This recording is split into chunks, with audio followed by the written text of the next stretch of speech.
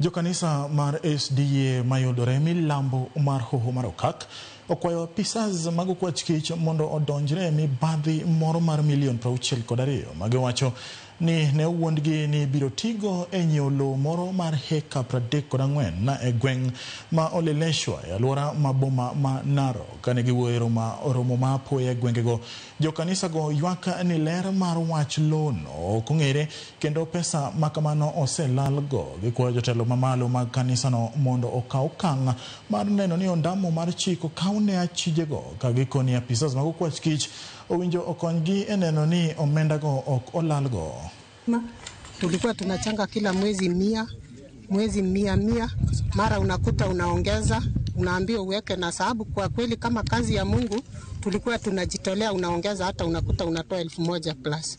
Lakini tumekuja tukahuzunika kukuta kumbe tulikuwa tunanunua shamba hewa, maana mwenye shamba amesema hakuna shamba yeye aliuza na hajawahi uza.